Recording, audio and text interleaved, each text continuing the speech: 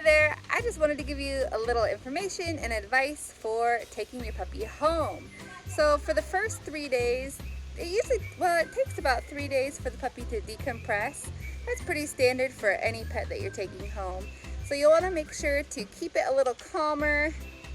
Definitely don't wake a sleeping puppy those first few days, and just let them get used to their new area. Let them build trust and know that they're in safe care at their new home and in their new family.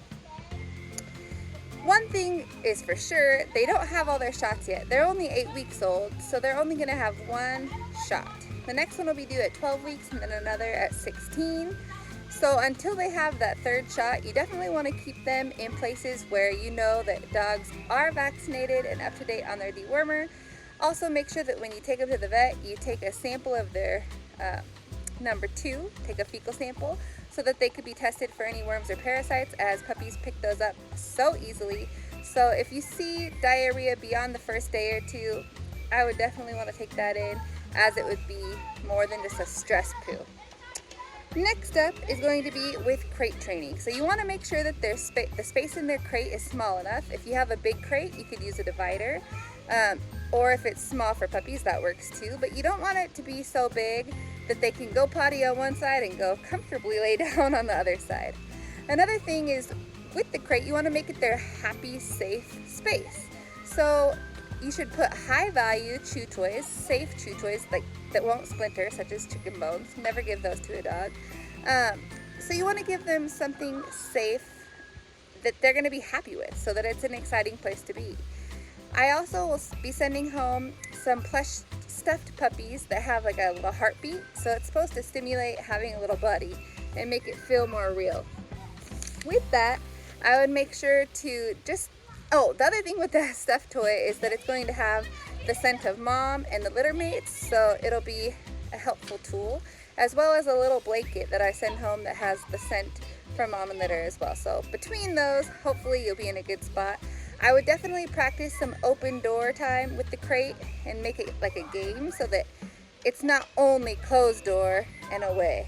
The crate should be fun, cool, and then when it is nighttime, if they are crying when you close it, let them cry it out. Just make sure that you did take their food and water away at least a couple hours before that, so that they have time to digest and go potty. They should settle themselves down, hopefully within the first little bit, and then in the middle of the night, if they start crying, it's time for a potty break. Take them out with a stone cold face. Don't make it exciting. You can say good potty. When they go potty, bring them in, but don't make it playtime, or they'll be waking you up just to do it again. So anyways, I would never wake a sleeping puppy. I wait until they have to go potty to take them out. That is my suggestion. The next thing I want to do is give a few suggestions when it comes to potty training. For one, they have been started with alfalfa pellets. They're used to going on that, so I'll be sending you home with a little bag of alfalfa pellets to use as a scent trigger. So you'll put them wherever you want them to go potty, and take them out there over and over. They are used to the doggy door as well, so if you don't have a doggy door, you could consider getting a slider door doggy door insert and using that. Otherwise, just open the door when they need to go, take them to that spot that you want them to use as their potty place, and let them go. You want to make sure that you're doing that at least, well, let me not say at least, but within 5 minutes to 30 after they go potty and or drink water. I would take them out sooner than later. However, just keep your eye on them, because as soon as they start sniffing, you don't have long. You gotta hurry, get them out there. But you can anticipate them going potty really quick after they have meal times. The next thing is to keep them contained either in their crate or a puppy pen or on a leash, or if they're loose and playing, keep your eye on them, because they do get sidetracked. Though they have the idea that they should go potty on the alfalfa pellets, they can get distracted. So you don't want to let them end up exploring behind the couch or behind the counter and going potty. Make sure that if you're not keeping your eye on them, that you have them contained either in the crate, puppy pen, or on a leash. Next up, we're going to talk about a few different things that are really helpful when bringing home your puppy. And the number one thing that I want to talk about is hand feeding. Hand feeding is such a great tool and definitely encouraged for every single person taking home their puppy. For one, it builds a great bond. 2, it's gonna help fearful or unsure puppies, and it's gonna build that confidence and trust, knowing that you are kind and caring, and it's just a helpful overall bonding tool. You can also use that time to train them, make them work for it, even if it's just teaching them their name and making sure that you say their name, they give you that eye contact so that you know that they understood you're talking to them, and then give them the food. It also helps with bite inhibition, and with a mouthy breed, and any puppy really, that's very important. So you're just gonna put kibble in your hand and let them take out of it. If you're feeling their teeth, besides just like a simple rubbing, you'll know the difference. If they're being too rough with your hand, you just close it and take it away, and they're gonna understand that anytime that they are being too rough with their teeth, your hand goes bye-bye. When they are doing a good job eating out of your hand, you can mark that with the word like gentle or kind or soft, something like that. And then in the future, anytime that you want them to get it, they're gonna know whenever you say that word, oh, I better be gentle or kind or whatever. So it's very important. You wanna do everything that you can to help with the biting. Otherwise, you're gonna see them as piranhas, T-Rexes, anything with sharp teeth, like sharks. We don't want that. So we definitely do not want to reward crazy behavior. We should definitely stop everything, shut everything down, and wait until they're in a more calm, sound state of mind. By not rewarding the crazy, we're not going to accidentally cause them to be neurotic. A neurotic dog, even though it seems like they're just doing whatever they want, is not really the happiest dog. They want to have structure, and they want to know how to exist and do well. So make sure that you keep that in mind. With training, so normally consistency is key, right? But when you're training, this is just a side note that I thought of, you want to make sure to mix it up. So you shouldn't always do sit and then lay down and then whatever. Kind of vary it up. Otherwise, they're gonna remember that you say sit and then lay down, so they're just gonna go straight to lay down. So make sure that you're varying the order of commands. Sorry, I'm getting sidetracked. Anyways, back to hand feeding. So it's going to be very, very helpful. I want to check my notes real quick. It can also help fast eaters. So coming from me, they were with their litter. And from the day they were born, they were fighting for milk. It's a race. Fighting for kibble. It's a fight. We always give plenty, but nonetheless, they want to be first. So they need to learn that they don't need to rush the food. So it's going to really help with that. It's going to build self-control and focus. So instead of, okay, well, a lot of times when the dog sees that you're going to give them food, they start jumping up, excited, wagging their tail. Maybe they're spinning around, jumping up on you, whatever. And we are prone to just wanting to feed them quickly so that, woof, that was wild, you know. Instead, we should wait, and they don't get their food until they're calm. And within a few days, if you can be real consistent with that, they're gonna know if they want their food, they need to come, sit down, and just chill out. It doesn't take long for them to learn. Just make sure that you don't give in to the urge to just want to set it down. You know, you just kind of have to stand there stoic, like, nope, you're not getting this until then, you know. Another thing is you don't want to be talking to them like a squeaky toy, like, hi, buddy, you know, or baby talk and talking super fast and getting them super excited, because that's not how canines work. It's better to make sure that you have those boundaries in place. Like the dog whisperer has said, no touch, no talk, no eye contact. We want them to just kind of be in a calmer state of mind. And we have to remember they're not human. So we can't expect that we can treat them like a human. We want to treat them in a way that they can be honored and in a way that works for them as well. So a lot of things to keep in mind, but definitely helpful. Okay, so the next topic that I want to talk about is called sit on the leash. And this should start day 4 of coming home. Like I said, the first 3 days, they just need to decompress and learn that they're in a safe, loving home. But on day 4, we really want to kick it into gear in this way. So sitting on the leash, you're going to vary spots. The first couple days can be in the same spot, but after that, you want to make sure you take them on the couch, in the like to the table, different rooms, whatever. Let me back up a bit. So what is sit on a leash? Sit on the leash is you're gonna choose 30 minutes and just sit on the leash. It's like the easiest thing you can do, but everybody wants that calm, content dog. So regardless of where you are, they can just plop down and realize I'm sitting by my human. how are we going to do that? Well, it's pretty simple. It just takes some consistency. So the first few days are going to be kind of rough. The 30 minutes doesn't start until they're calm. So first they're going to be trying to do who knows what, but you're just going to be consistent and ignore them. Don't coddle them. If a vacuum comes by and they're scared, don't say it's okay, because that's kind of telling them that, yeah, you should be scared, but you're okay. We just want to ignore it and let them see our confidence so that they can be confident too. Sitting on the leash means you should have already taken them out to go potty. Make sure you went potty yourself. And if you need a snack or whatever, get a book, have Netflix ready, whatever it takes. Just have a solid 30 minutes, a little more, especially in the beginning, so that you have time to just chill, because you don't want it to be uninterrupted time. You want them to have that solid 30 minutes of just being content.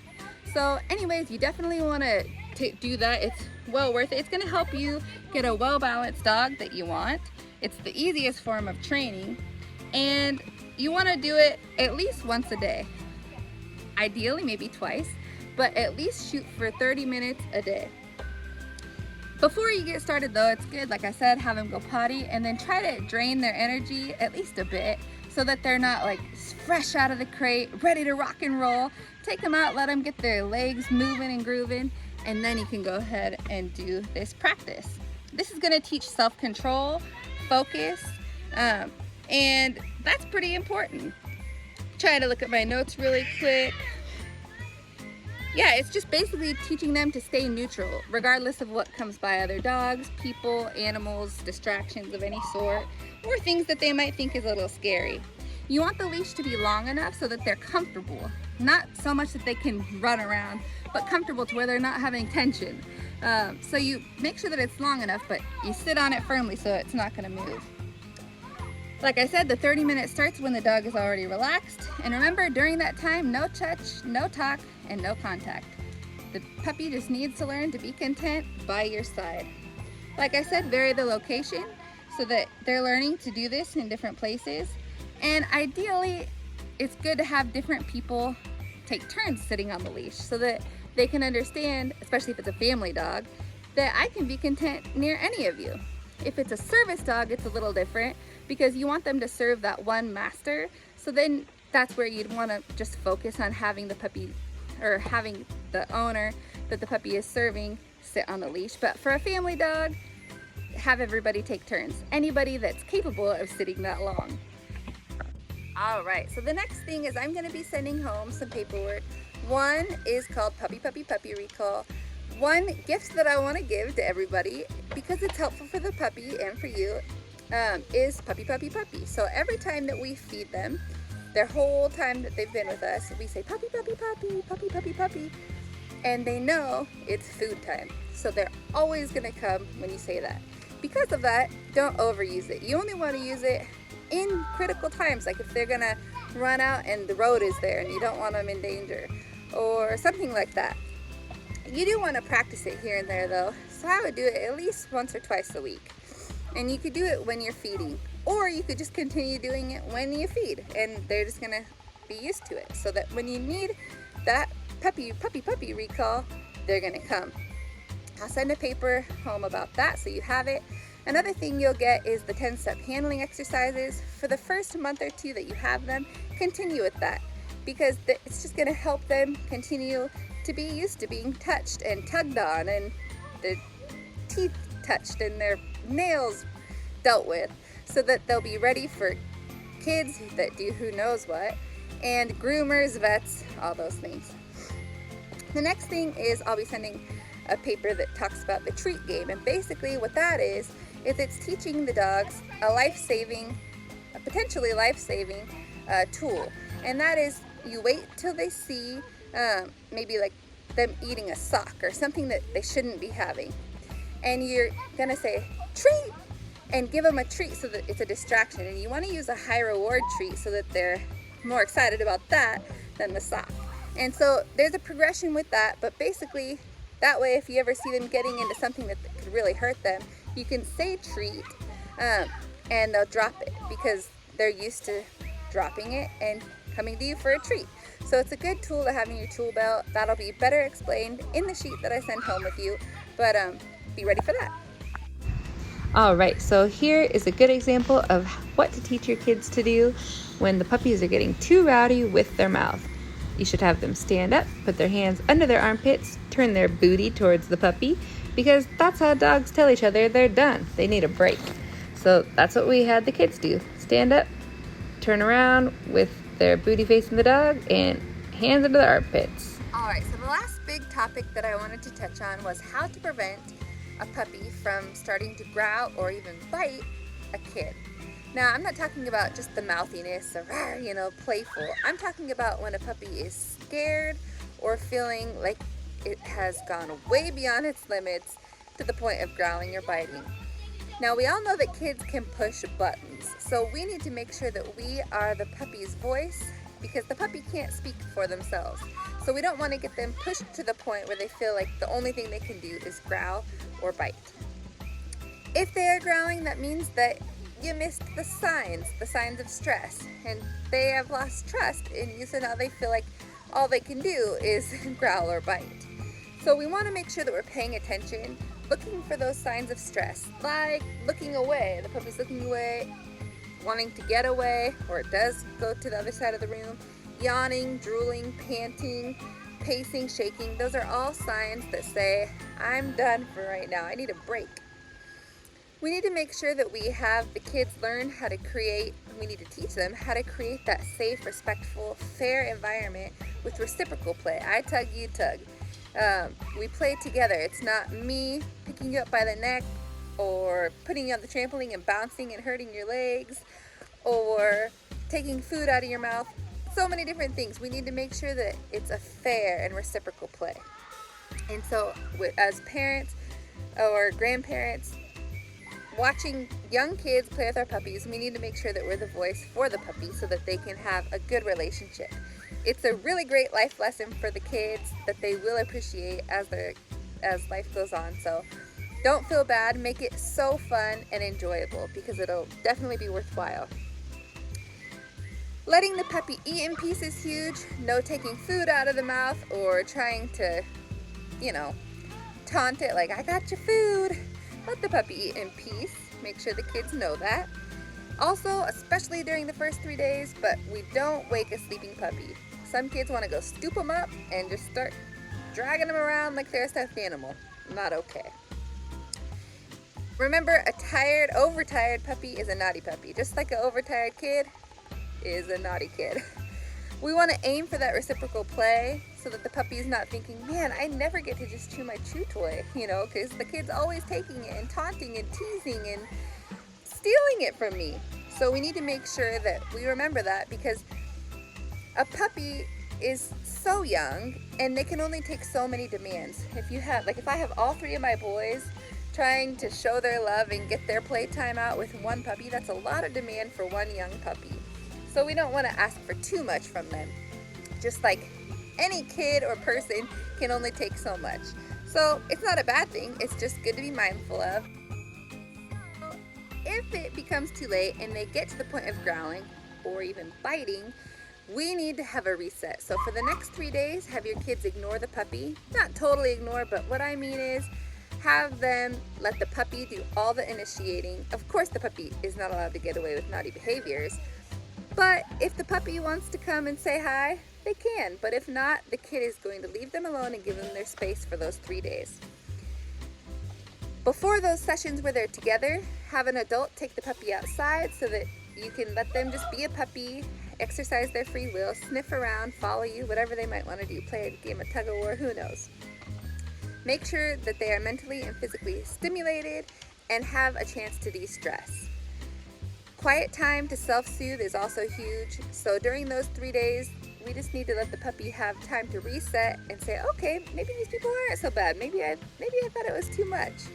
And before you know it, it'll be back to square. Puppies think in the moment, live in the moment, and so we want to make sure that we're just careful to cultivate wonderful relationships between our puppy and our kids. All right, so to wrap up, just like the dog whisperer always talks about, when you approach a dog, whether it's you, other people in your life, or young kids especially, remember the no touch, no talk, and no eye contact until the puppy is calm. That way, you're encouraging a calm state of mind and a healthy interaction. Rules, boundaries, and limitations are major. The puppy needs them to thrive, and really, we all do. So make sure that you keep those rules, boundaries, and limitations in place so that your puppy knows it's safe, cared for, and loved. All right, so I wanted to throw in a couple little snippets of calm kids playing with calm puppies and using this flirt pole too. Having toys that encourage reciprocal play between the puppies and the kids are wonderful bonding tools where both can have a blast and both feel happy and like they are getting to have fun with their free will.